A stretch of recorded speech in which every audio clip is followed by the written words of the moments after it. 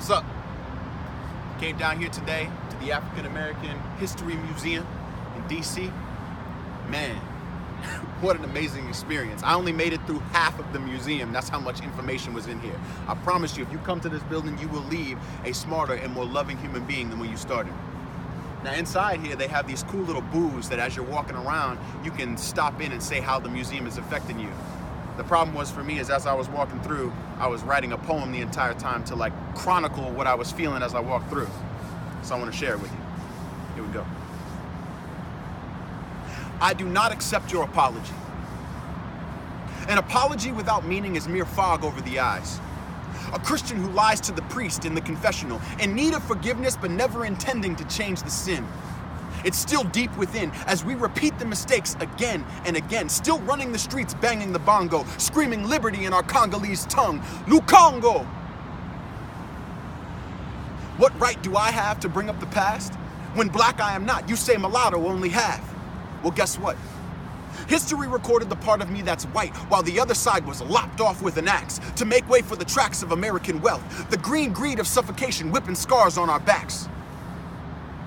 On the block we still are, no longer being traded for sugar or cotton, but still economically zoned through lack of education and basic human resources to be plucked up by the local police on a non-violent drug charge, given a number and loaded on the private prison barge in orange stripes, left in the prison yard to toil and strife, while the unpunished criminals who redundantly bankrupt the country watch their pockets grow larger than life.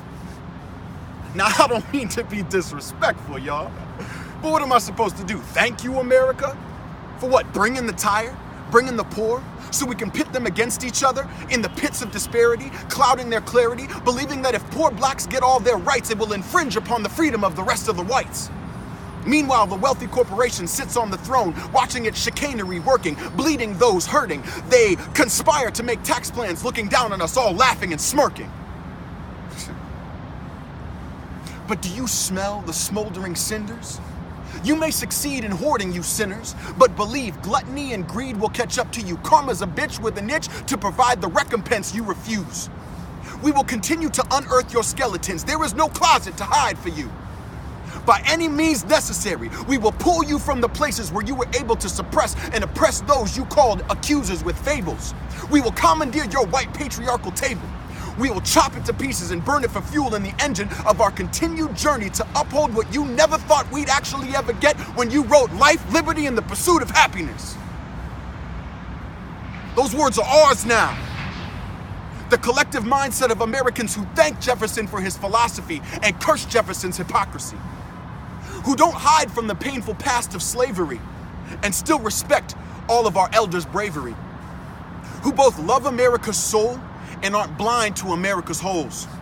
We will continue to move forward. So to those of you out there chanting, you will not replace us. I give you credit. I give you a lot of credit because that's exactly what I'm coming to do. Replace you. And when I do, I won't even think of looking back because as I step over you, I will be headed straight to the root of America's issue. Our collective lust for greed and power at the expense of the poor, which will be a battle so hard I won't even have time to miss you. Shit, I diss you, kiss you goodnight and bid you adieu. My sights are locked on economic inequality. Get your boxing gloves on, cause I'm coming for you. You can quote me on that. Get the hell out of here, you